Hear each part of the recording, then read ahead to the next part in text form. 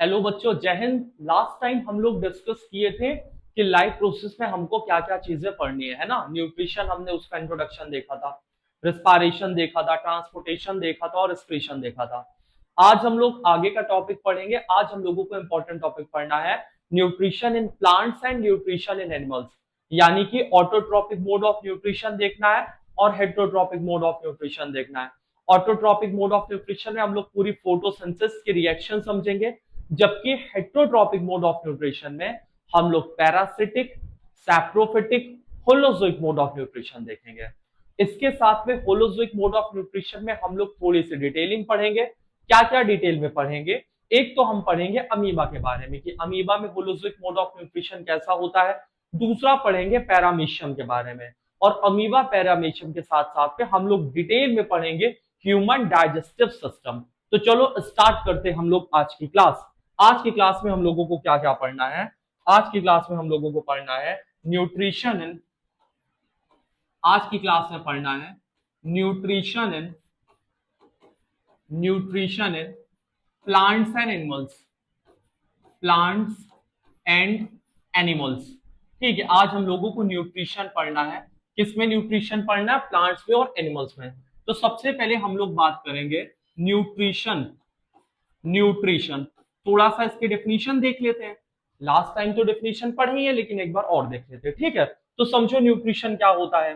Last time हमने पढ़ा था न्यूट्रिशन का मतलब process of taking food, process of taking food taking food and its utilisation and its utilisation utilisation is called nutrition is called nutrition.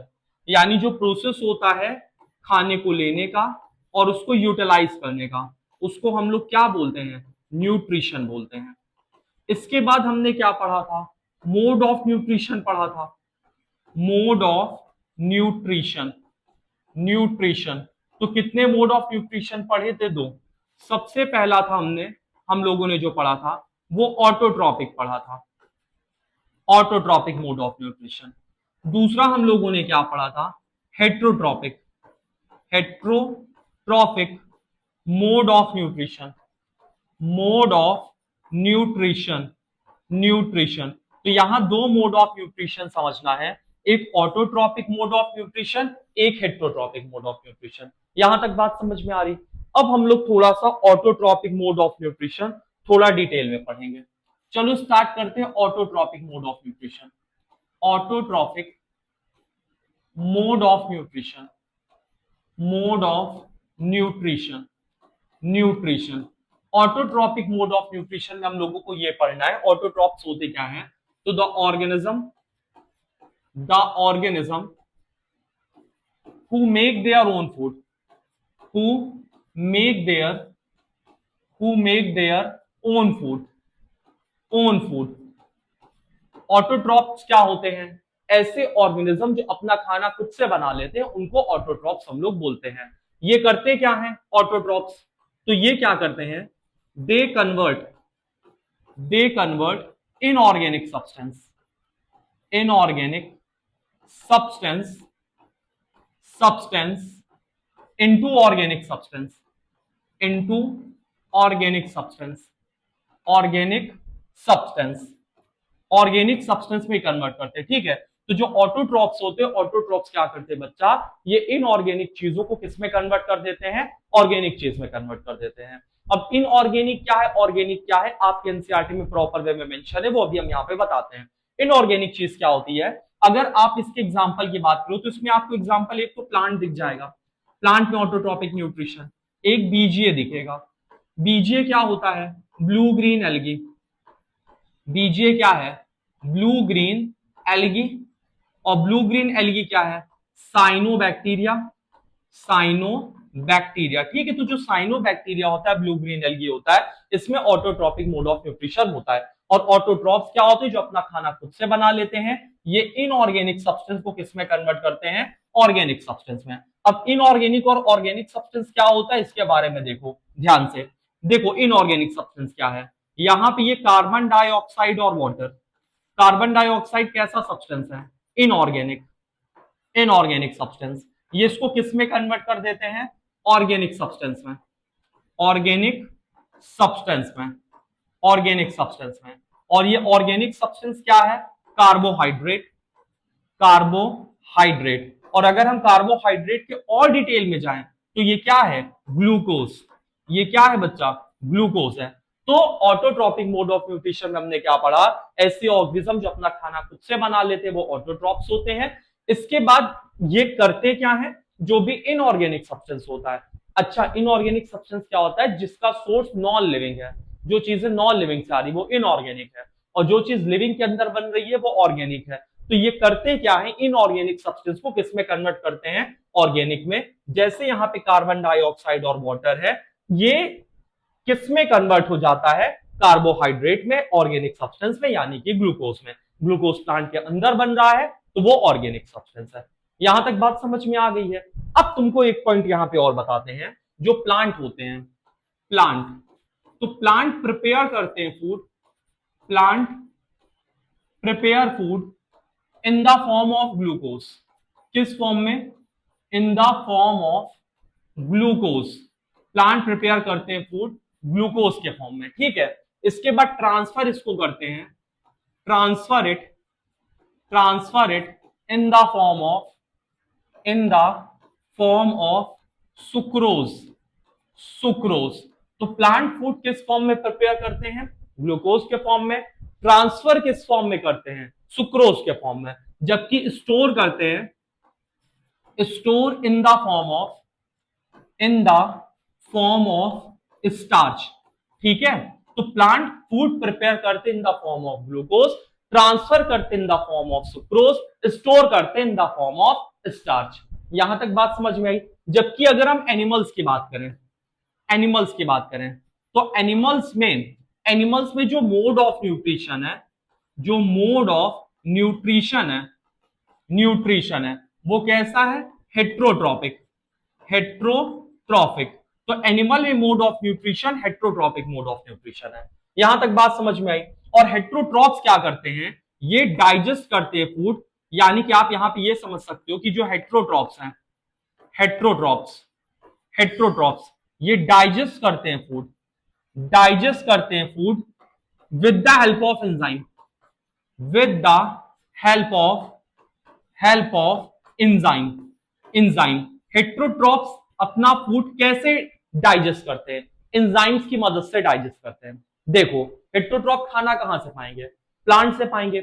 लेकिन जो plant से वो फूड ऑब्टेन करते हैं वो डायरेक्टली वो यूज कर नहीं सकते हैं, उसको वो डाइजेस्ट करके सिंपल फॉर्म में कन्वर्ट करेंगे। और जब वो उसको डाइजेस्ट करके सिंपल फॉर्म में कन्वर्ट करेंगे तो किसकी हेल्प से फूड को सिंपल फॉर्म में कन्वर्ट करने पाएंगे? तो इसका आंसर क्या है? With the help of enzyme. तो वही यहां पे लिखा हुआ है कि एनिमल में जो मोड ऑफ न्यूट्रिशन है वो हेट्रोट्रॉपिक होता है, यानी कि ये प्लांट पे डिपेंड होते हैं या दूसरे ऑर्गेनिज्म पे डिपेंड होते हैं, वहां से खाना लेते हैं। लेकिन जब ये एक बार खाना ले लेते हैं तो इसके बाद हेट्रोट्रॉप्स को क्या करना पड़ता है? खाने को डाइजेस्ट करना पड़ता है। डाइजेशन का क्या मतलब होता है कि अगर यहाँ पे कोई कॉम्प्लेक्स सब्सटेंस है ना बच्चा, यहाँ पे कोई अगर कॉम्प्लेक्स सब्सटेंस है तो इसको किस में कन्वर्ट करते हैं?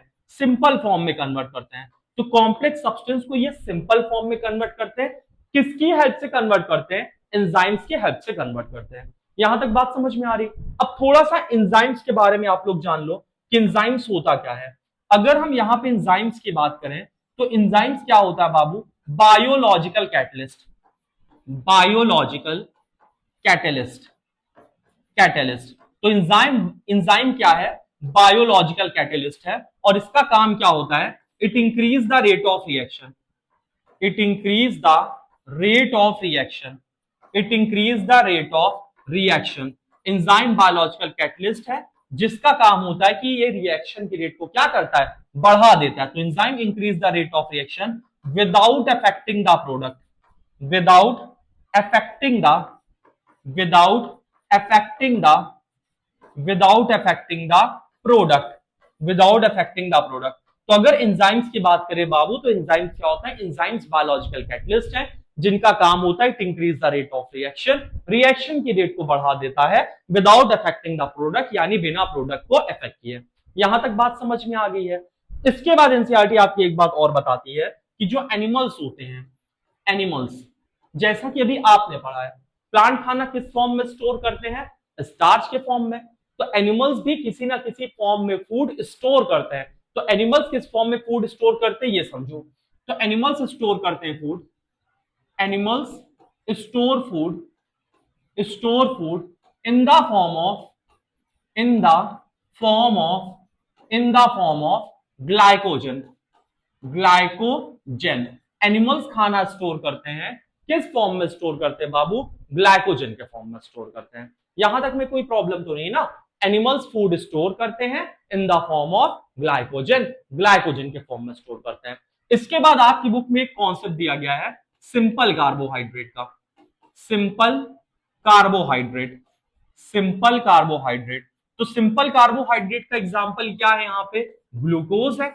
जबकि अगर हम कॉम्प्लेक्स कार्बोहाइड्रेट की बात करें, कॉम्प्लेक्स कार्बोहाइड्रेट, कार्बोहाइड्रेट है ना, सिंपल कार्बोहाइड्रेट में ऐसे ग्लूकोज आ गया, सुक्रोज आ गया, ठीक है, ये सब सिंपल कार्बोहाइड्रेट है।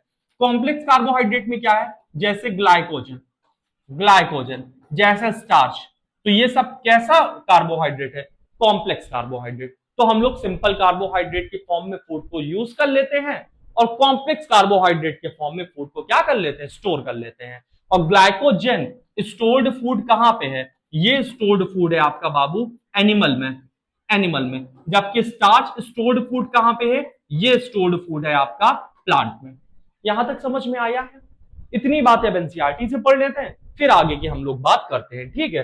तो चलो इतनी बात अब हम लोग थोड़ा सा यहाँ पे पढ़ लेते हैं एनसीईआरटी से, इतनी बात एनसीईआरटी से पढ़ लेते हैं, फिर हम लोग फोटोसिंथेसिस प्रॉपर वे में पढ़ते हैं। इतनी बात एनसीईआरटी से करने के बाद देखो, सबसे पहले यहाँ पे एनसीईआरटी में बताया गया है न्यूट्रिशन के बारे में। कल हम लोग यहां तक कंप्लीट कर लिए थे, अब देखो न्यूट्रिशन, ध्यान से देखना अब इसको और इसके बारे में समझो। When we walk or ride a bicycle, we are using up energy. यानी जब भी हम कुछ काम करते हैं तो एनर्जी यूज करते हैं। Even when we are not doing any apparent activity, energy is needed to maintain state of order of our body.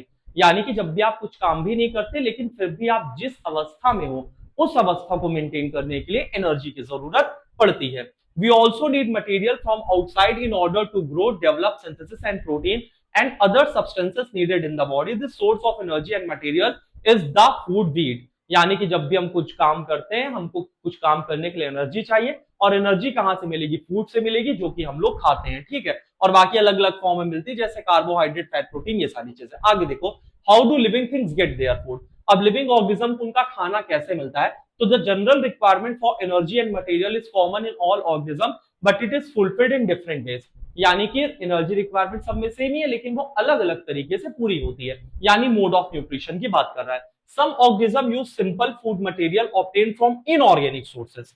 अभी इसी की हम लोग बात कर रहे थे। कुछ ऑर्गेनिज्म क्या करते हैं, जो खाना लेते हैं, खाना कहां से लेते हैं, इनऑर्गेनिक सोर्सेज से। कुछ ऑर्गेनिज्म खाना लेते हैं इनऑर्गेनिक सोर्सेज से, किस फॉर्म में, इन the form of carbon dioxide and water. यही चीज हम लोग पढ़ रहे थे। प्लांट क्या करते हैं, इनऑर्गेनिक फॉर्म में खाना लेते हैं। देखो आगे प्लांट की भी बात है। दीज ऑर्गेनिज्म द ऑटोट्रॉप्स, इस ऑर्गेनिज्म का क्या एग्जांपल है, autotroph include green plant and some bacteria. इसमें ग्रीन प्लांट आते हैं और कुछ बैक्टीरिया आते हैं, और बैक्टीरिया में कौन आता है, ब्लू ग्रीन एल्गी, साइनोबैक्टीरिया, है ना, फोटोसिंथेसिस उसमें होता है। Other organism utilise complex substance, और ऑर्गेनिज्म कॉम्प्लेक्स सब्सटेंस यूज करते हैं, यानी जिनमें हेटेरोट्रॉपिक मोड ऑफ न्यूट्रिशन होता है वो कॉम्प्लेक्स चीजों को यूज करते हैं। इसके बाद these complex substances have to be broken down into simpler ones before they can be used for upkeep and growth of the body. तो इन कॉम्प्लेक्स सब्सटेंस को हम डायरेक्टली यूज नहीं कर सकते, तो इसको कॉम्प्लेक्स से किस में कन्वर्ट करना है बच्चा, सिंपल फॉर्म में कन्वर्ट करना है, जिससे कि हम लोग उसको अच्छे से यूज कर सके। अब आगे देखो, to achieve this organism use bio catalyst called enzyme. इस चीज को अचीव करने के लिए ऑर्गेनिज्म बायो कैटलिस्ट यूज करते हैं, यानी कि एंजाइम्स यूज करते हैं। एंजाइम्स क्या होता है, बायोलॉजिकल कैटलिस्ट, जो कि रिएक्शन को रेट को बढ़ा देता है बिना प्रोडक्ट को इफेक्ट किए। यहां तक बात समझ में आ रही है ना, वो रिएक्शन की रेट को बढ़ा देगा। जैसे मान लो कि अभी आप लोग हो, है ना, कोई लड़का है मान लो, अब उसको किसी से बात करनी है, अब वो डायरेक्टली बात करेगा, 4 महीने 5 महीने 6 महीने लग जाए। और मान लो उसकी वहीं पे सिस्टर है और उसके सिस्टर की वो फ्रेंड है, तो उसने किससे बात की, उसने अपनी बहन से बात की। और उसकी बहन ने उसकी सेटिंग जल्दी करवा दी, तो उसकी बहन यहाँ किसका काम करेगी, कैटलिस्ट का काम करेगी। बात समझ में आ रही कि नहीं आ रही है? आगे ध्यान से देखो, आगे की लाइन समझो। दस हेट्रोट्रॉप सर्वाइवल डिपेंड डायरेक्टली और इनडायरेक्टली ऑन ऑटोट्रॉप, और हेट्रोट्रॉप में जैसे एनिमल्स और फंजाई वगैरह यहाँ पे आते हैं, यहां तक कोई समस्या नहीं होगी। अब ऑटोट्रॉपिक न्यूट्रिशन देख लेते हैं। इसमें क्या है, carbon and energy requirement of autotrophic organism are fulfilled by photosynthesis, यानी कि जो भी प्लांट की रिक्वायरमेंट होती है वो कहां से फुलफिल होती है, फोटोसिंथेसिस से। अभी फोटोसिंथेसिस हमको पढ़ना है। It is the process by which autotrophs अपना खाना बनाते हैं और उसको convert them into stored form, यानी कि ऑटोट्रॉप्स खाना बनाते हैं और उसको स्टोर्ड फॉर्म में कन्वर्ट करते हैं। प्लांट खाना किस फॉर्म में स्टोर करते हैं, स्टार्च के फॉर्म में स्टोर करते हैं। आगे की लाइन देखो, this material is taken in form of carbon dioxide and water, ये कार्बन डाइऑक्साइड और वाटर के फॉर्म में लेते हैं, which is converted into carbohydrate. Carbohydrate क्या होता है, ग्लूकोज है, तो वो ग्लूकोज के फॉर्म में कन्वर्ट होता है। इसके बाद in the presence of sunlight and chlorophyll, अभी ये चीज पढ़ेंगे। Carbohydrate are utilised for providing energy to the plant, carbohydrate energy का सोर्स होता है, आपने पढ़ाई है, तो ये एनर्जी के फॉर्म में यूज होगा। We will study how this takes place in the next session, अभी आगे पढ़ना है। The carbohydrate which are not used immediately stored in form of the starch, जो कार्बोहाइड्रेट तुरंत यूज नहीं होता वो स्टार्च के फॉर्म में यूज होता है। अभी हम लोग यही चीज पढ़े कि जो प्लांट है, प्लांट खाना किस फॉर्म में बनाता है, ग्लूकोज के फॉर्म में, ट्रांसफर किस फॉर्म में करता है, सुक्रोज के फॉर्म में, स्टोर किस फॉर्म में करता है, स्टार्च के फॉर्म में। तो वही चीज यहां पे लिखा हुआ है कि जो खाना यूज नहीं होता वो स्टोर हो जाता है in the form of starch, which serve as the internal energy reserve to be used and when required by the plant, जो कि प्लांट बाद में यूज करता है। आगे देखो, a somewhat similar situation is seen in us where some of energy derived from food wheat is stored in the form of glycogen। तो यानी जो एनिमल यहाँ पे होता है, एनिमल यहाँ पे किस फॉर्म में एनर्जी स्टोर करता है, एनिमल एनर्जी स्टोर करता है in the form of glycogen. यहां तक में किसी को कोई प्रॉब्लम तो नहीं है ना बच्चा, यहां तक सब समझ में आ गया है। प्लांट खाना किस फॉर्म में बनाता है, ग्लूकोज के फॉर्म में, ट्रांसफर किस फॉर्म में करता है, सुक्रोज के फॉर्म में, स्टोर किस फॉर्म में करता है, स्टार्च के फॉर्म में। यहां तक चीजें प्रॉपर वे में समझ में आ गई होगी। ऐसे एनसीईआरटी लाइन बाय लाइन हम लोग कवर करते हैं। बात समझ में आई तो चैनल को भाई साहब सब्सक्राइब तो मतलब बनता है करते हुए। अब आगे की लाइन देखो और आगे समझो। अगला टॉपिक हम लोग समझते हैं। अब हम लोग थोड़ी सी फोटोसिंथेसिस के बारे में पढ़ेंगे। चलो अब हम लोग पढ़ेंगे ऑटोट्रॉपिक न्यूट्रिशन और ऑटोट्रॉपिक न्यूट्रिशन में फोटोसिंथेसिस। तो अगला टॉपिक हम लोगों को क्या पढ़ना है, फोटोसिंथेसिस। फोटोसिंथेसिस तो फोटोसिंथेसिस क्या होता है बच्चा, इसके बारे में हम लोग अच्छे से समझेंगे फोटोसिंथेसिस क्या होता है। तो फोटोसिंथेसिस के सिंपल से डेफिनेशन क्या है, the process by which the process by which plant prepare their food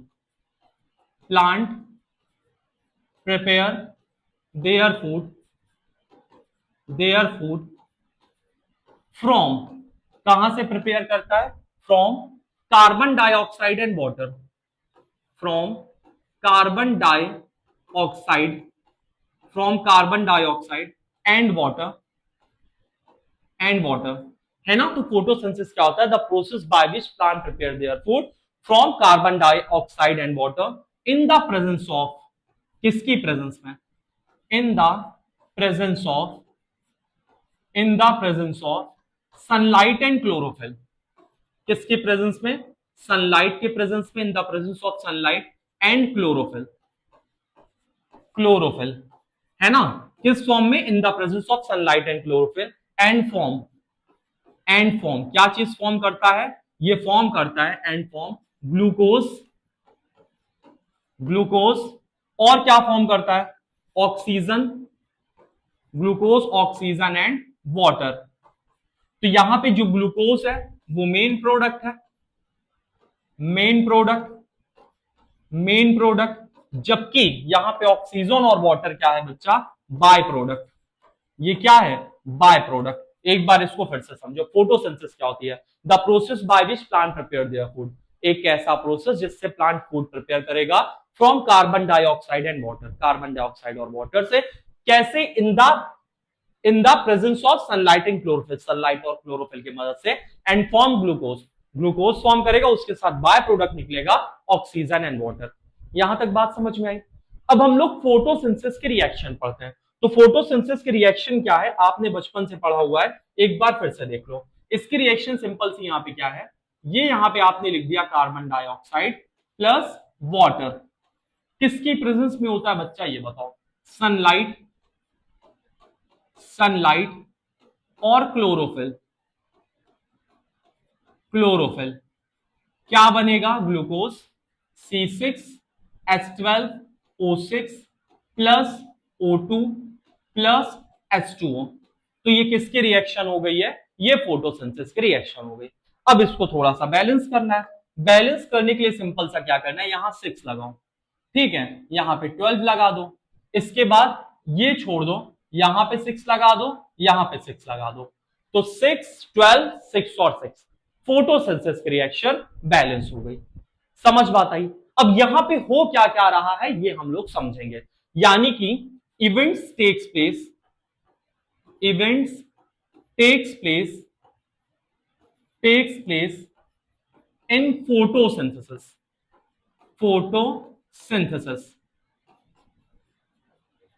क्या क्या चीजें होती फोटोसिंथेसिस में, इसके बारे में हम लोग समझते हैं। तो जो सबसे पहली चीज होगी फोटोसिंथेसिस में वो क्या होगी, यहां पे जो लाइट एनर्जी है फोटोसिंथेसिस में, फोटोसिंथेसिस सबसे पहली चीज क्या होगी, ये जो लाइट एनर्जी है, light energy, light energy is absorbed by, is absorbed by chlorophyll,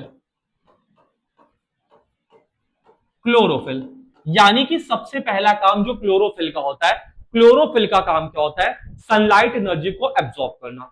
अब क्लोरोफिल सनलाइट एनर्जी एनर्जी को एब्सॉर्ब कर रहा है, तो रिएक्शन एक्सोथर्मिक है कि एंडोथर्मिक, एंडोथर्मिक रिएक्शन है ना। तो ये रिएक्शन फोटोसिंथेसिस की कैसी है, endothermic, endothermic, endothermic, endothermic reaction. तो पहली रिएक्शन क्या हो रही है, light energy absorb by chlorophyll, और जो लाइट एनर्जी है, लाइट एनर्जी किस में कन्वर्ट होती है, light energy converted into chemical energy, chemical energy, यानी लाइट एनर्जी किस में कन्वर्ट होती है, केमिकल एनर्जी में। और क्या क्या होता है फोटोसिंथेसिस में, water breakdown, water breakdown into oxygen and hydrogen, oxygen and hydrogen, hydrogen, पानी किस में टूटता है, पानी टूटेगा किस में टूटेगा, ऑक्सीजन और हाइड्रोजन में। और क्या होता है, and and carbon dioxide, and carbon dioxide is reduced into, is reduced into carbohydrate, किस में रिड्यूस हो जाएगा, कार्बोहाइड्रेट में। बहुत इंपॉर्टेंट लाइन और बहुत ही ज्यादा इंपॉर्टेंट लाइन है, वाटर ब्रेकडाउन होता है ऑक्सीजन और हाइड्रोजन में, यानी कि यहां पे जो पानी है, जो H2O है, ये ब्रेक डाउन हो जाएगा वाटर में, सॉरी हाइड्रोजन में, और किसमें ब्रेक डाउन हो जाएगा, ऑक्सीजन में। इसके बाद लिखा है carbon dioxide is reduce into carbohydrate, यानी कि यहां से जो हाइड्रोजन है वो निकल के चला जाएगा कार्बन डाइऑक्साइड के पास, और कार्बन डाइऑक्साइड के पास हाइड्रोजन मिला तो इसका रिडक्शन हो गया, और जो CO2 है, CO2 किस में रिड्यूस हो जाएगा, कार्बोहाइड्रेट यानी ग्लूकोज में रिड्यूस हो जाएगा। अभी हम लोग इसको समझेंगे, पहले अभी पहले इसकी लाइन को समझ लो। इसमें होता क्या, light energy absorb by chlorophyll, यानी जो प्लांट, जो सनलाइट आती है उसको एब्सॉर्ब कौन करता है, chlorophyll. Light energy converted into chemical energy, जो सनलाइट की एनर्जी वो केमिकल एनर्जी में कन्वर्ट हो जाती है। Water breakdown into oxygen and hydrogen, पानी टूटता है ऑक्सीजन और हाइड्रोजन में, और carbon dioxide is reduced into carbohydrate, carbon dioxide किस में रिड्यूस होता है, कार्बोहाइड्रेट में रिड्यूस होता है। यहां तक बात समझ में आ रही कि नहीं आ रही। अब ये सब हुआ कैसे इसके बारे में समझो। देखो, अगर फोटोसिंथेसिस की प्रॉपर वे में रिएक्शन लिखो तो कार्बन डाइऑक्साइड प्लस वाटर, यहां पे क्या होगा, सनलाइट, यहां पे क्लोरोफिल, क्या बन गया, C6H12O6, और क्या बन गया, O2 प्लस H2O। अब इसमें तुमको क्या क्या बातें याद रखनी है ये तुमको यहां पे समझना है, या ये तुमको समझना है। यहां पे पानी टूटा, ठीक है, यहां पे पानी टूटा, और पानी टूटने के बाद क्या हुआ, हाइड्रोजन यहां पे चला गया, हाइड्रोजन यहां गया, इस चीज का क्या हुआ, removal of hydrogen is known as oxidation, oxidation. तो और इसके बाद कार्बन डाइऑक्साइड किसमें कन्वर्ट हो गया? ग्लूकोज में। यानी कि carbon dioxide is reduced into, carbon dioxide reduced into किस में रिड्यूस हो गया? कार्बोहाइड्रेट में, कार्बोहाइड्रेट में। तो कार्बन डाइऑक्साइड बच्चा रिड्यूस्ड हो जाता है कार्बोहाइड्रेट में, कार्बोहाइड्रेट यानी कि ग्लूकोज में, यानी कि ग्लूकोज में। तो यहां पे पानी का टूटना और हाइड्रोजन का वाटर से निकलना क्या हो गया? ऑक्सीडेशन। और कार्बन डाइऑक्साइड का ग्लूकोज में यानी कार्बोहाइड्रेट में कन्वर्ट होना क्या हो गया? रिडक्शन। तो इस वजह से जो फोटोसिंथेसिस है,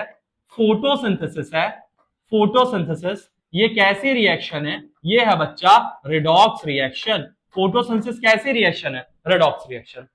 समझ बात आई? साथ में एंडोथर्मिक रिएक्शन भी है, क्योंकि यहां पे हीट एब्जॉर्ब हो रही है, सनलाइट एब्जॉर्ब हो रही है। यहां तक कोई समस्या नहीं। इसके बाद एक क्वेश्चन तुम्हारे कॉम्पिटिशन में पूछा जाता है कि यहां पे जो oxygen as a by product निकला है, ये ऑक्सीजन कार्बन डाइऑक्साइड से आया है कि वाटर से आया है? तो इसका आंसर क्या है? वाटर से आया है। बात समझ में आई? तो एक चीज तुम यहां और पढ़ सकते हो और लिख सकते हो, मतलब ये पीसीएस वगैरह में भी पूछा गया है। तो यहां पे जो ऑक्सीजन रिलीज होता है, oxygen released in photosynthesis, oxygen release in photosynthesis comes from water. जो ऑक्सीजन रिलीज होता है बच्चा फोटोसिंथेसिस में, वो कहां से आता है? वो वाटर से आता है। यहां तक बात समझ में आई कि नहीं आई? तो ये प्रॉपर वे में फोटोसिंथेसिस है, और इस तरह से फोटोसिंथेसिस की रिएक्शन हमको समझना है। Light energy is converted into chemical energy, carbon dioxide is reduced into carbohydrate, water का ब्रेकडाउन होता है, किसकी वजह से ब्रेकडाउन होता है? लाइट की वजह से। तो इसको क्या बोलते हैं? Photolysis, photolysis. यहां तक बात समझ में आ गई है? यहां तक कोई समस्या नहीं। एक छोटी सी आपको और बात बता देते हैं, आपने 9th में पढ़ा ही है, आपने 9th में पढ़ा है प्लास्टिड, प्लास्टिड के बारे में। और प्लास्टिड में आपने क्या पढ़ा है? क्लोरोप्लास्ट। इसके साथ पढ़ा है आपने क्लोरोप्लास्ट के साथ आपने दो चीजें और पढ़ी है ना, क्लोरोप्लास्ट, क्रोमोप्लास्ट, क्रोमोप्लास्ट। और आपने पढ़ा है ल्यूकोप्लास्ट, ल्यूकोप्लास्ट। जब आपने क्लोरोप्लास्ट पढ़ा है तो आपने क्लोरोप्लास्ट में दो पार्ट पढ़ा है, एक पढ़ा है आपने ग्रेना और दूसरा पढ़ा है आपने स्ट्रोमा, स्ट्रोमा। अब ग्रेना और स्ट्रोमा क्या होता है? आपने ऐसा स्ट्रक्चर कुछ क्लोरोप्लास्ट का पढ़ा है, इसमें आपने ऐसा स्ट्रक्चर यहां पे देखा है ना, ऐसा स्ट्रक्चर देखा है, इसको बोलते हैं ग्रेना। और जिससे बीच में कनेक्टेड होता है इसको बोलते हैं स्ट्रोमा, लैमेला। और ये जो बैकग्राउंड इसको क्या बोलते हैं? Stroma, stroma. बाकी ये double membrane bounded cell organelle होता है, इसके अंदर लिपिड होता है, ग्रेन्यूल्स होता है ना। बाकी स्ट्रोमा में एंजाइम्स होती है, स्ट्रोमा में डार्क रिएक्शन चलता है, लाइट रिएक्शन चलता है। ये चीजें हम लोगों को बहुत ज्यादा डिटेल में नहीं पढ़ना, लेकिन थोड़ी सी बात यहां पे समझ लो कि जो फोटोसिंथेसिस होता है किसके अंदर होता है? क्लोरोप्लास्ट के अंदर। और क्लोरोप्लास्ट में ग्रेना होता है, और ग्रेना में क्या होता है? ग्रेना में चलती है लाइट रिएक्शन। ग्रेना में कौन सी रिएक्शन चलती है? Light reaction. और लाइट रिएक्शन में क्या होता है? Water breakdown, water breakdown. Light reaction में पानी टूटता है, जबकि स्ट्रोमा में कौन सी रिएक्शन चलती है बाबू? Dark reaction. यहां पे चलती है डार्क रिएक्शन। और डार्क रिएक्शन में क्या होता है? Glucose form. डार्क रिएक्शन में क्या फॉर्म होता है? Glucose form. तो डार्क रिएक्शन में ग्लूकोज फॉर्म होता है। यहां तक कोई समस्या तो नहीं है ना? इतना ही तुमको पढ़ना है, बाकी बहुत ज्यादा इसके डिटेल में नहीं जाना। ये भी तुम्हारे एग्जाम में नहीं आएगा, लाइट रिएक्शन डार्क रिएक्शन बताओ। लेकिन ये चीज कभी कभी कॉम्पिटिशन में पूछ लिया जाता है, लाइट रिएक्शन कहां चलती है? तो ग्रेना में। डार्क रिएक्शन कहां चलती है? स्ट्रोमा में चलती है। यहां तक कोई समस्या तो नहीं है ना? अब एक पॉइंट आपको और बताते हैं, फिर इसके बाद हम लोग थोड़ी सी एनसीईआरटी पढ़ेंगे। चलो एक पॉइंट और थोड़ा सा समझ लो। अगला पॉइंट तुमको क्या समझना है? जहां पे जो डेजर्ट प्लांट होते हैं, डेजर्ट प्लांट। अच्छा, डेजर्ट प्लांट में क्या होता है? डेजर्ट प्लांट में कैम पाथवे होता है, CAM pathway, crassulacean acid metabolism. तो डेजर्ट प्लांट आपके कैम प्लांट होते हैं। और ये कैसे अडेप्टेड होते हैं? They are adapted, they are adapted to survive in to survive in dry habitat, dry habitat. यानी डिजर्ट प्लांट ऐसे प्लांट होते हैं जो कि अपने आप को अडेप्ट कर लेते हैं, अपने आप को बदल लेते हैं, जिससे कि वो ड्राई हैबिटेट में सर्वाइव कर सकें। ड्राई हैबिटेट का मतलब जहां पे पानी कम हो। तो आपको पता है कि जब प्लांट में लीफ में स्टोमेटा ओपन होता है तो उससे वाटर लॉस भी होता है, और दिन के समय अगर स्टोमेटा ओपन होगा तो वाटर लॉस ज्यादा होगा। डेजर्ट में पानी होता नहीं। तो डेजर्ट प्लांट करते क्या है, ध्यान से देखो। तो डेजर्ट प्लांट क्या करते हैं, डेजर्ट प्लांट क्या करते हैं, ये एब्जॉर्ब करते हैं। डेजर्ट प्लांट एब्जॉर्ब करते हैं कार्बन डाइऑक्साइड इन नाइट। ये रात में ही कार्बन डाइऑक्साइड रात में एब्जॉर्ब कर लेते हैं, और इसके बाद क्या करते हैं, and stored it, and stored it in vacuole, vacuole. इसको कहां स्टोर करते हैं, वैक्यूअल में। किस फॉर्म में, इन the form of, in the form of malic acid, malic acid. तो यहां पे बच्चा जो डेजर्ट प्लांट है एब्जॉर्ब करते कार्बन डाइऑक्साइड रात में, एंड स्टोर्ड इट इन वैक्यूअल, इसको वैक्यूअल में स्टोर करते हैं। किस फॉर्म में स्टोर करते हैं, मैलिक एसिड में। इसके बाद क्या करते हैं, in day time, in day time, in day time का मतलब दिन के समय, they convert, they again convert, they again, एक मिनट, in day time, in daytime they again convert, they again convert malic acid, malic acid into CO2, into CO2।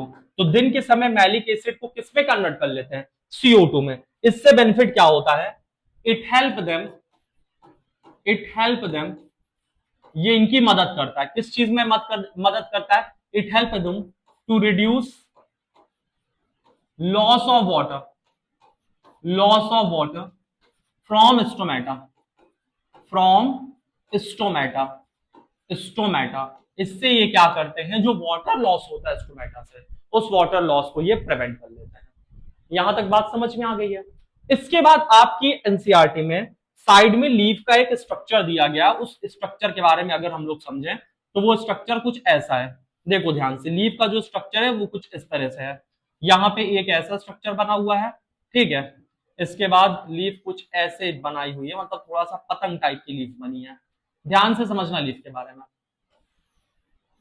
ये कुछ ऐसा स्ट्रक्चर, ठीक है, उसने लीफ का बनाया हुआ है। इसके बाद ये ऐसी स्थिति है। अब इसके बारे में हम लोग समझते हैं। ये जो लीफ का ग्रीन पार्ट होता है, ग्रीन पार्ट, इसको बोलते हैं लैमिना, लैमिना या लीफ ब्लेड, लीफ ब्लेड। यहां पे क्या होता है, फोटोसिंथेसिस, फोटोसिंथेसिस। यहां तक कोई समस्या नहीं है। इसके बाद लीफ में ये जो बीच वाला पार्ट होता है इसको बोलते हैं मिडरिब, मिडरिब। इसको बोलते हैं पैटियोल, पैटियोल, जिससे कि ये प्लांट से अटैच होता है। इसको बोलते हैं वीन। इसमें क्या होती है, वैस्कुलर टिश्यू, वैस्कुलर टिश्यू, ठीक है, जिससे कि वाटर और मिनरल्स ट्रांसपोर्ट होता है, वाटर एंड मिनरल्स ट्रांसपोर्ट होता है। और यहां पे एक स्ट्रक्चर बना हुआ है, उसमें यहां पे लिखा हुआ है जाइलम और फ्लोएम। यहां पे एक स्ट्रक्चर में क्या बना हुआ है, जाइलम और फ्लोएम, ऐसे जाइलम और फ्लोएम। तो जाइलम और फ्लोएम क्या है, यहाँ पे वैस्कुलर टिश्यू, ठीक है। तो ये आपके एनसीईआरटी में स्ट्रक्चर बना है। थोड़ा ये वाला भी डायग्राम देख लेना, मे भी शायद पेपर में आ जाए। आगे लिख लिख के आगे क्वेश्चन मार्क कर दे कि बताओ ये क्या है। तो ये ग्रीन पार्ट है लैमिना, इसको लीफ ब्लेड कहते हैं। यहाँ पे फोटोसिंथेसिस होता है। ये स्ट्रक्चर क्या है, वीन, ये वैस्कुलर टिश्यू है ना।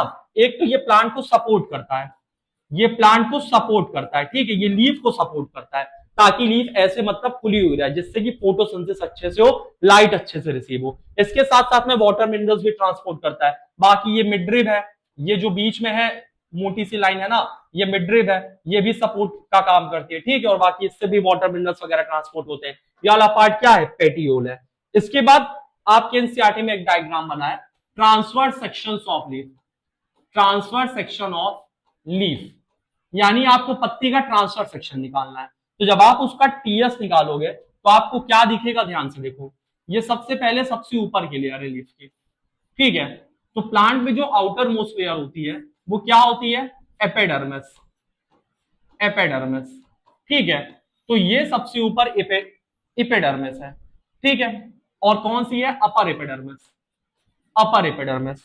एपिडर्मिस के ऊपर क्या होता है? एपिडर्मिस के ऊपर एक लेयर होती है। इस लेयर, ये लेयर क्या है? ये है वैक्सी क्यूटिकल। ये है वैक्सी क्यूटिकल। और वैक्सी क्यूटिकल क्या करती है? Prevent loss of water. Prevent water loss. ये किसके लॉस को प्रिवेंट करती है? पानी के लॉस को, ठीक है। तो ये जो ऊपर वैक्सी क्यूटिकल है ये वाटर लॉस को प्रिवेंट करती है, साथ साथ में प्लांट को प्रोटेक्ट करती है कि बाहर से कोई बैक्टीरिया वगैरह आ रहा है या किसी तरह की कोई इंजरी हो रही है तो उससे प्लांट को प्रोटेक्शन का काम करती है। तो सबसे पहले अपर एपिडर्मिस, उसके ऊपर वैक्सी क्यूटिकल। वैक्सी क्यूटिकल के बाद यहां पे कुछ सेल्स होते हैं, ठीक है। यहां पे कुछ सेल्स होते हैं और ये जो सेल है, इस सेल का नाम है मेसोफिल सेल। कौन सी सेल है? Mesophyll cell. और मेसोफिल सेल में खूब क्या होता है? मेसोफिल सेल में खूब ज्यादा होता है आपका यहां पे क्लोरोप्लास्ट। क्लोरोप्लास्ट, सबसे ज्यादा जो क्लोरोप्लास्ट के नंबर ज्यादा होते हैं ना बच्चा, वो कहां पे होते हैं? वो होते हैं मेसोफिल सेल में। वो होते हैं मेसोफिल सेल में। तो जो ग्रीन ग्रीन स्ट्रक्चर है, ये कौन सा स्ट्रक्चर हो गया? ये हो गया आपका क्लोरोप्लास्ट। ये हो गया क्लोरोप्लास्ट, जिसमें फोटोसिंथेसिस होगा। बाकी इसमें प्लेसिडा पैरेन्काइमा, स्पॉन्जिया पैरेन्काइमा, ये वो फलाना ढमकाना भी है, लेकिन वो सारी चीजें आपको नहीं पढ़ना है। क्यों नहीं पढ़ना है? क्योंकि आपके एनसीईआरटी में नहीं है, 11th में उसको डिटेल में पढ़ लेना। बात समझ में आ रही ना? क्योंकि फिर उतना याद नहीं करने पाओगे। पढ़ने को तो अभी खूब पढ़ लो, यहाँ पे लाइट रिएक्शन डार्क रिएक्शन पढ़ लो, इसके बाद उसकी डिटेलिंग पढ़ लो, है ना। लेकिन वो कोई मतलब का नहीं है कि एनएडीपीएच क्या होता है, एनएडीपी प्लस क्या होता है, फिर क्या चीज रिड्यूस हो रहा है, क्या चीज ऑक्सीडाइज हो रहा है ना। तो ये सारी रिएक्शन तुम पढ़ सकते हो, लेकिन कोई मतलब नहीं अभी पढ़ने का। जितना है आपके एनसीईआरटी में उतना ही आपको समझना है। तो मेसोफिल सेल है, इसके बाद यहाँ पे ये और सेल है इस तरह से, है ना, ये और सेल्स हैं ऐसे ही। इनके बीच में जो स्पेस होता है इसको हम लोग क्या बोलते हैं? ये सब एयर कैविटी है। एयर एयर कैविटी या एयर स्पेस बोल दो, जिससे कि एक्सचेंज ऑफ सब्सटेंस होता है। और इसके बाद सबसे नीचे क्या होता है? सबसे नीचे यहाँ पे इस तरह से लोअर एपिडर्मिस। और लोअर एपिडर्मिस में क्या चीज है? ये स्टोमेटा है ना। तो ये यहाँ पे क्या है? Lower epidermis. ये नीचे आपकी लोअर एपिडर्मिस। और लोअर एपिडर्मिस में ये वाला पार्ट आपका क्या है? स्टोमेटा। स्टोमेटा। और बाकी गार्ड सेल वगैरह ये चीजें अभी हम लोग आगे डिटेल में पढ़ेंगे। तो ये आपको ट्रांसफर सेक्शन ऑफ लीफ ध्यान देना है। अपर एपिडर्मिस, मेसोफिल सेल, इसमें क्लोरोप्लास्ट के नंबर बहुत ज्यादा होते हैं, करीब 20 से 40 के आसपास होते हैं। इसका एयर कैविटी जहां से गैसेस एक्सचेंज होगा, साथ साथ में यहाँ पे लोअर एपिडर्मिस है। लोअर एपिडर्मिस में स्टोमेटा है, ठीक है। मतलब ये एयर स्पेस है बीच में, यहां तक कोई प्रॉब्लम तो नहीं है। और ऊपर वैक्सी क्यूटिकल है जो कि प्रिवेंट करेगा वाटर लॉस। अब इतनी बात हम लोग एक बार एनसीईआरटी से कर लेते हैं। ध्यान से देखो, इतनी बात एनसीईआरटी से। ये देखो, ये फोटोसिंथेसिस रिएक्शन है। फोटोसिंथेसिस रिएक्शन में क्या है? Carbon dioxide plus water in the presence of sunlight and chlorophyll, glucose, oxygen और वाटर। इसके बाद यहाँ पे ये पढ़ना, ये C6CO2 प्लस 12H2O है। तो यहाँ पे इसको बैलेंस कैसे करना है? 6-12, यहाँ पे 6 लगा दो, यहाँ पे 6 लगा दो, बैलेंस हो जाएगा। इसका बाद बोल रहा फोटोसिंथेसिस के टाइम में क्या क्या होता है। तो सबसे पहला absorption of light energy by chlorophyll, यानी कि ये जो क्लोरोफिल है, क्लोरोफिल जो भी सनलाइट से एनर्जी आती है उसको क्लोरोफिल एब्जॉर्ब करता है, क्योंकि इसमें रिएक्शन सेंटर होता है PS1 और PS2, दो रिएक्शन सेंटर। PS2 एब्जॉर्ब करता है 680 नैनोमीटर की लाइट, PS1 एब्जॉर्ब करता है 700 नैनोमीटर की लाइट। बात समझ में आ रही हो? इसमें कुछ पिगमेंट होता है जैसे carotenoid, xanthophyll, chlorophyll A, chlorophyll B, ठीक है। लेकिन ये सारी चीजें अभी आपको नहीं पढ़ना है, सिर्फ ऐसे सुन लो। ये क्यों करता है? क्योंकि इसमें रिएक्शन सेंटर होता है। फिर आगे conversion of light energy into chemical energy. Light energy chemical energy में कन्वर्ट होती है, यानी कार्बोहाइड्रेट में कन्वर्ट होती है। और होता क्या है? Splitting of water molecules into hydrogen and oxygen, यानी कि ये जो पानी है, पानी बच्चा टूटता है हाइड्रोजन और ऑक्सीजन में। एक एक चीज हम लोग पढ़े हैं, आगे की देखो। Reduction of carbon dioxide into carbohydrate, ये जो कार्बन डाइऑक्साइड है ये किसमें कन्वर्ट हो जाएगा? कार्बोहाइड्रेट में। और रिड्यूस होगा क्योंकि हाइड्रोजन ऐड हो रहा है। हाइड्रोजन ऐड होना क्या है? रिडक्शन। और वाटर का क्या हो गया, ऑक्सीडेशन, क्योंकि हाइड्रोजन यहां से रिमूव हो गया। रिएक्शन कैसी हो गई, रिडॉक्स रिएक्शन। और एक्सोथर्मिक, एंडोथर्मिक, एंडोथर्मिक। आगे की लाइन देखो, these step not takes place one after other immediately, यानी एक के बाद एक नहीं होता। जैसे डिजर्ट प्लांट की बात करते हैं, desert plant take up carbon dioxide at night, रात में कार्बन डाइऑक्साइड ले लेता है, एंड प्रिपेयर एन इंटरमीडिएट। इस इंटरमीडिएट का मतलब क्या है बाबू, मैलिक एसिड है, ठीक है, which is acted upon by energy absorb by chlorophyll during the day. फिर जिसपे जब दिन में लाइट एनर्जी वगैरह रहती है, तो फिर ये इंटरमीडिएट प्रोडक्ट मैलिक एसिड किस में कन्वर्ट हो जाता है, कार्बन डाइऑक्साइड में कन्वर्ट हो जाता है। यहां तक कोई प्रॉब्लम तो नहीं है ना। इसके बाद यहाँ पे कुछ रिएक्शंस बताई गई हैं, है ना। थोड़ा और आगे लाइन देखो, if you carefully observe a cross section of leaf, यानी लीफ का क्रॉस सेक्शन देखते हो, गलती से ट्रांसफर सेक्शन निकल गया था, क्रॉस सेक्शन है, you will notice that some cells contain green dots. वो ग्रीन डॉट्स एक ऑर्गेनल है क्लोरोफिल, है ना, जो किसके अंदर होता है, क्लोरोप्लास्ट के अंदर, जहां पे फोटोसिंथेसिस होती है। तो यहां पे आके देख लो, देखो ये लैमिना या लीफ ब्लेड है जिससे फोटोसिंथेसिस होता है। फिर यहाँ पे ये वीन्स है, प्लांट को सपोर्ट करेगा, लीफ को सपोर्ट करेगा, भैया तुम ऐसे फैले रहो ताकि फोटोसिंथेसिस अच्छे से करो। बाकी ट्रांसपोर्ट भी करता है सब्सटेंस का, है ना, इसमें जाइलम फ्लोएम भी होता है जिससे कि वाटर मिनरल्स ट्रांसपोर्ट होता है। मिड ड्रिप भी ऐसे लीफ को सपोर्ट करने का काम करता है। और बाकी ये फ्लोएम है और क्या है, जाइलम, ठीक है। ऊपर साइड पे क्या है, फ्लोएम, नीचे साइड पे क्या है, जाइलम। और इन दोनों को क्या बोलते हैं, वैस्कुलर बंडल। तो ये वैस्कुलर टिश्यू जाइलम फ्लोएम है। अब आप अगर इसका क्रॉस सेक्शन देखो, तो अपर एपिडर्मिस, ये वैक्यूल्स है, epidermis is the outer most protective covering of a plant. इसके बाद ऊपर वैक्सी क्यूटिकल है जो कि प्रोटेक्शन का काम करेगा। फिर यहाँ पे क्लोरोप्लास्ट है, ये जो सेल है कौन सा सेल है, मेसोफिल सेल है। यहाँ पे एयर स्पेस है, नीचे गार्ड सेल है स्टोमेटा। स्टोमेटा लोअर एपिडर्मिस में क्यों होता है, क्योंकि अपर एपिडर्मिस पे अगर होगा तो सनलाइट डायरेक्ट पड़ेगी, सनलाइट डायरेक्ट पड़ेगी तो वाटर लॉस ज्यादा होगा। इस वजह से स्टोमेटा कहां होता है, लोअर सरफेस पे होता है। और लोअर सरफेस पे होने से ट्रांसपायरेशन थोड़ा सा कम होता है। यहां तक कोई प्रॉब्लम तो नहीं है ना। अब हम लोग एक ये एक्टिविटी कंप्लीट करेंगे, साथ साथ में ये एक्टिविटी कंप्लीट करेंगे और प्लांट वाला पार्ट हम लोग कंप्लीट करेंगे। चलो अब थोड़ा सा हम लोग एक्टिविटी की तरफ चलते हैं, एक्टिविटी 5.1। चलो चलते हैं एक्टिविटी की तरफ। कौन सी एक्टिविटी है, 5.1। चलो आगे हम लोग एक्टिविटी की तरफ चलते हैं। अब एक्टिविटी आपको क्या करनी है, जहां पे अब आपको एक्टिविटी बताना है। एक्टिविटी, एक्टिविटी एनसीईआरटी की कौन है बच्चा, 5.1। इस एक्टिविटी में क्या करना है आपको, ध्यान से देखो। इसमें बता रहा है सबसे पहले, take a variegated leaf, variegated leaf. अब बच्चा वेरीगेटेड लीफ क्या होती है और कहां मिलेगी, ये जैसे मनी प्लांट में मिलेगी, मनी प्लांट। और कहां पे मिलेगी, क्रोटॉन्स, मनी प्लांट्स और क्रोटॉन्स, ठीक है, क्रोटॉन्स। तो मनी प्लांट में कौन सी लीफ मिलती है, वेरीगेटेड लीफ। अब वेरीगेटेड लीफ होता क्या है, थोड़ा सा आपको हम इसको दिखा देते हैं, इसके बाद फिर आगे की बात करते हैं। ध्यान से देखना, मनी प्लांट में वेरीगेटेड लीफ होती क्या है। अगर आप यहाँ पे मनी प्लांट को देखो, ये अगर आप ये यहाँ पे ये मनी प्लांट देखो, अगर आप, है ना, अगर आप ये लीफ देखो यहाँ पे, तो वेरीगेटेड लीफ क्या होती है, वेरीगेटेड लीफ ऐसी लीफ होती है बच्चा, देखो। अब ये जो वेरीगेटेड लीफ है, वेरीगेटेड लीफ ऐसी लीफ है जो कुछ जगह पे व्हाइट है। वेरीगेटेड लीफ क्या है, कुछ जगह पे व्हाइट है, ये देखो कुछ जगह पे व्हाइट और कुछ जगह पे ग्रीन है। तो ऐसी लीफ जो कुछ जगह पे व्हाइट और कुछ जगह पे ग्रीन है, इसको हम लोग कौन सी लीफ बोलते हैं, वेरीगेटेड लीफ बोलते हैं ना। तुमको यहाँ पे अच्छे से दिख रहा होगा, ये देखो मनी प्लांट, ये कुछ जगह पे व्हाइट और कुछ जगह पे कैसी है, ग्रीन। तो ये लीफ कौन सी हो गई, आपकी वेरीगेटेड लीफ हो गई, ठीक है। तो ध्यान से समझना, आगे देखो, आगे, अब आगे हम लोग समझते हैं। तो आपको वेरीगेटेड लीफ लेंगे। वेरीगेटेड लीफ क्या होती है, ये कुछ जगह पे कैसी होती है, व्हाइट, कुछ जगह पे कैसी होती है, ये व्हाइट होती है, व्हाइट होती है। और बाकी वेरीगेटेड लीफ कुछ जगह पे कैसी होती है, ये कुछ जगह पे ग्रीन होती है, ग्रीन। तो जहां पे व्हाइट है, वहां पे, जहां पे व्हाइट है उस जगह पे क्या होता है, उस जगह पे क्लोरोफिल कम है, जहां पे ग्रीन है उस जगह पे क्लोरोफिल ज्यादा है। तो हम लोग इसी एक्टिविटी से ये प्रूफ करेंगे, हमको प्रूफ क्या करना है एक्सपेरिमेंट में, कि यहाँ पे जो क्लोरोफिल है, ये एक्सपेरिमेंट हम लोग क्यों कर रहे हैं, ये प्रूफ करने के लिए कि जो क्लोरोफिल है, क्लोरोफिल, इज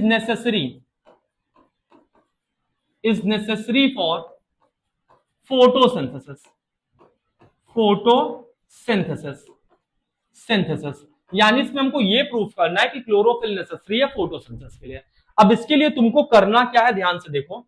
आपको यहां पे वेरीगेटेड लीफ लेनी है, ध्यान से समझना। वेरीगेटेड लीफ, वेरीगेटेड लीफ आपने ले लिया। इसके बाद क्या करना है आपको, आपको वेरीगेटेड लीफ लेनी है। कहां पे लेनी है, पॉटेड प्लांट की, पॉटेड प्लांट की। इसके बाद इस पॉटेड प्लांट को क्या करना है आपको, डीस्टार्च करना है, डीस्टार्च इट। यानी सबसे पहले आपको पॉटेड प्लांट लेना है जिसमें वेरीगेटेड लीफ हो, फिर इस पॉटेड प्लांट को डीस्टार्च करना है, इसका स्टार्च खत्म कर देना है। कैसे खत्म करोगे, keep it, keep it in dark room, in dark room for 3 to 5 days, 3 to 5 days। तो 3 से 5 दिन तक आपको इसको कहां रखना है, डार्क रूम में रखना है, जिससे कि इसका स्टार्च यूज्ड अप हो जाए। So that, so that, so that it's starch, it's starch get used up, used up. ध्यान से सुनो, आपको ये प्रूफ करना है क्लोरोफिल जरूरी है फोटोसिंथेसिस के लिए। तो अगर आपको कोई चीज प्रूफ करना है कि कोई चीज किसी के लिए जरूरी है, तो वो चीज हटा दो। अगर वो पर्सन उसके बिना सरवाइव करने पा रहा है, इसका मतलब वो जरूरी उसके लिए। नहीं सरवाइव कर रहा है तो इसका मतलब नहीं जरूरी है। तो यहाँ पे हमने वेरीगेटेड लीफ लिया, जो कुछ जगह पे व्हाइट है और कुछ जगह पे ग्रीन है। इसके बाद हमने क्या किया, हमने ऐसे प्लांट को, मतलब प्लांट हमने उठाया, इसके बाद हमने इसको अंधेरे कमरे में बंद कर दिया। क्योंकि आपको पता है प्लांट खाना किस फॉर्म में स्टोर करता है, प्लांट खाना स्टोर करता है in the form of starch. तो जब आप 3 से 5 दिन तक इसको डार्क रूम में रखोगे, so that it's starch get used up, जिससे कि उसका जो स्टार्च होगा, स्टार्च यूज्ड अप हो जाएगा, यानी उसका स्टार्च पूरी तरह से यूज हो जाएगा। यहां तक बात समझ में आई। इसके बाद आपको क्या करना है, डिस्चार्ज करने के बाद उसको आपको क्या करना है, now keep it, now keep it, keep it in sunlight, in sunlight, sunlight में रखना है। कब तक के लिए, for 3 to 5 hours, 3 to 5 hours. अब 3 से 5 घंटे के लिए इसको आपको सनलाइट में रखना है। सनलाइट में रखने के बाद क्या करना है, ध्यान से देखो। सनलाइट में रखने के बाद क्या करना है, अगला स्टेप में, सनलाइट में रखने के बाद now pluck the leaf, now pluck the leaf. अब पत्ती को तोड़ना है and boil it in water, boil it in water. अब पत्ती को तोड़ना, और पत्ती को तोड़ने के बाद क्या करना है, उबाल लेना है। उबालने से क्या होगा, it break its cell membrane, cell membrane. पत्ती को उबालने से उसकी जो सेल मेम्ब्रेन है वो टूट जाएगी। इसके बाद क्या करना है, now water bath, water bath it in alcohol, alcohol. अब एल्कोहल में उसको वाटर बाथ करवाना है। वाटर बाथ का मतलब क्या होता है कि जैसे मान लो कि यहाँ पे गैस है, गैस पे तुमने यहाँ क्या किया, पानी चढ़ा दिया, पानी, पानी है। अब पानी के ऊपर तुमने क्या किया, एक और पतीला चढ़ाया, एक और पतीला, जैसे भाप वाला पापड़ बनता है, एक और पतीला, और इस पतीले में तुमको भर देना है एल्कोहल, एल्कोहल। और एल्कोहल में इसको भरने के बाद क्या करना है, इसी में ऐसे तुमको पत्ती को उबाल लेना है। इसको बोलते हैं वाटर बाथ करवाना। तो अब तुमको क्या करना है, now water bath it in alcohol, इसको एल्कोहल में वाटर बाथ करवाना है। इससे होगा क्या, it remove its chlorophyll, it remove its chlorophyll. इससे इसकी क्या हट जाएगी, क्लोरोफिल हट जाएगी। क्लोरोफिल हटने से जब हम लोग इसमें स्टार्च का टेस्ट करेंगे, तो वो स्टार्च का टेस्ट अच्छे से होगा, ठीक है। तो इससे होगा क्या, now water bath it in alcohol, it remove its chlorophyll, जिससे इससे क्लोरोफिल हट जाएगी। इसके बाद now test it, now test leaf for starch, for starch. अब इसको स्टार्च के लिए टेस्ट करना है। So we use, so we use iodine. अब आयोडीन का इसमें यूज किया जाएगा। कैसे किया जाएगा, ध्यान से देखो। ये यहां पे लीफ है, ये यहां पे लीफ है, ये जगह मान लो इसकी व्हाइट थी और बाकी जगह इसकी क्या थी, ग्रीन। ये व्हाइट थी, ये ग्रीन थी। जब आप इस व्हाइट कलर में, जब आप इस व्हाइट कलर में क्या ऐड करोगे, आयोडीन, आयोडीन, और जब ग्रीन कलर में क्या डालोगे, आयोडीन, तो यहां पे जो कलर होगा, कलर क्या हो जाएगा, blue black, colour blue black हो जाएगा। क्यों हो जाएगा, due to presence of, due to presence of starch. यहां पे no change in colour, no change in colour.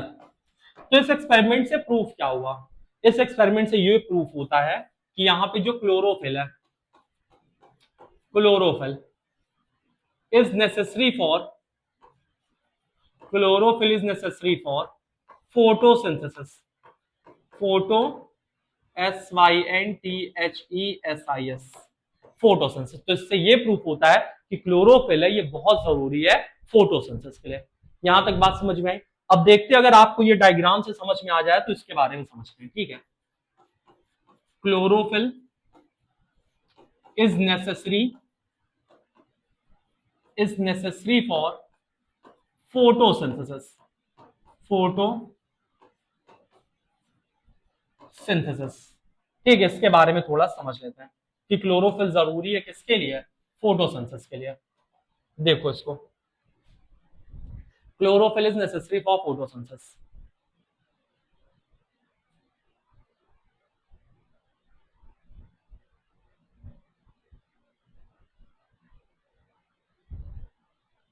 Chlorophyll is necessary for photosynthesis. Experiment diagram, experiment diagram, ये समझ में आ ही गया होगा ना तुमको, इसमें तो कोई समस्या तो है नहीं है। Chlorophyll is necessary for photosynthesis, है ना, तो उसमें कोई समस्या तो होगी नहीं। अगर मिल जाता है डायग्राम तो दिखा देता है, नहीं फिर कोई बात नहीं। डायग्राम छोड़ो, डायग्राम नहीं मिल रहा है तो समझ में तो आ ही गया ना कि क्लोरोफिल जरूरी है फोटोसिंथेसिस के लिए। यहां तक में कोई प्रॉब्लम तो नहीं है। एक और हमको एक्सपेरिमेंट करना है। अगले एक्सपेरिमेंट में हमको क्या बताना है, carbon dioxide is necessary for photosynthesis, photosynthesis. अगला ये बताना है कि जो कार्बन डाइऑक्साइड है, कार्बन डाइऑक्साइड की जरूरी है, किस लिए जरूरी है, फोटोसिंथेसिस के लिए। तो इसके लिए भी तुमको क्या करना पड़ेगा, ये ध्यान से देखो। प्रूफ करने के लिए कि CO2 जरूरी है फोटोसिंथेसिस के लिए, तुमको फिर से क्या करना है, पॉटेड प्लांट लेना है, पॉटेड प्लांट लेना है, ठीक है। ये तुमने एक पॉटेड प्लांट मान लो, यहाँ पॉटेड प्लांट ले लिया। इसके बाद इसको क्या करना है, डी स्टार्च करना है, डी स्टार्च करना है। डी स्टार्च करने के बाद तुमको यहाँ दो पॉटेड प्लांट लेना है। एक पॉटेड प्लांट मान लो ये हो गया, और दूसरा पॉटेड प्लांट मान लो ये हो गया। इसके बाद तुमको इसको क्या करना है, डी स्टार्च करना है। डी स्टार्च करने का मतलब पता है, अंधेरे कमरे में रख के चले हो। डी स्टार्च करने के बाद क्या करना है तुमको, इसको इस तरह से एक जार से कवर कर देना है, जार से कवर कर देना, एकदम सील पैक। और यहां पे एक सोल्यूशन रखना है, एक केमिकल रखना है। उस केमिकल का नाम है KOH। KOH क्या होता है, potassium hydroxide, potassium hydroxide, hydroxide. और पोटेशियम हाइड्रोक्साइड क्या करता है, एब्जॉर्ब वाटर,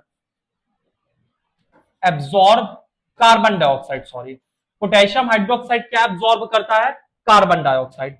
बात समझ में आ रही ना, यहाँ पे जो पोटेशियम हाइड्रोक्साइड है ये क्या एब्जॉर्ब करेगा, पोटेशियम हाइड्रोक्साइड आसानी से कार्बन डाइऑक्साइड को एब्जॉर्ब कर लेगा।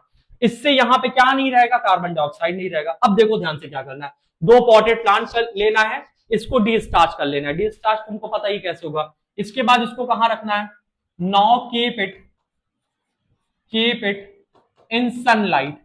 इसको कहां पे रखना है, सनलाइट में रखना है।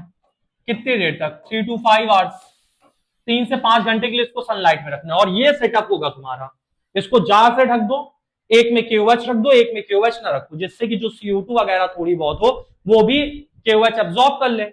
इसके बाद क्या करना है, डिस्चार्ज। इसके बाद इसको जब सनलाइट में रखोगे 3 से 5 घंटे तक, इसके बाद फिर से वही सारी चीजें करना है। इसको बॉईल करना है वाटर में, इसके बाद अल्कोहल में वाटर बाथ करना है, और अल्कोहल में वाटर बाथ करने के बाद फिर आगे क्या करना है, अल्कोहल में वाटर बाथ करने के बाद इस पे आयोडीन टेस्ट करना है, आयोडीन टेस्ट। यहां पे आपने दो जार लिया है। सबसे पहले आपने जार लिया है जार ए, दूसरा लिया है आपने जार बी। तो जार ए और बी में आपको फर्क क्या दिखेगा? जार ए में जार ए में आयोडीन टेस्ट, आयोडीन टेस्ट कैसा आएगा? पॉजिटिव। पॉजिटिव यानी कि जो कलर होगा, कलर क्या हो जाएगा? Blue black. Blue black. जबकि जो जार बी है, जार बी, इसमें जो आयोडीन टेस्ट होगा, आयोडीन टेस्ट, वो क्या आएगा? निगेटिव। आयोडीन टेस्ट में यहां पे क्या आएगा? निगेटिव। क्योंकि यहां पे क्या है? CO2 एब्सेंट है। क्योंकि वहां पे क्या एब्सेंट था? CO2 एब्सेंट था। और आपको एक चीज सिंपल सी पता है कि carbon dioxide is necessary for the photosynthesis. बात समझ में आ रही ना?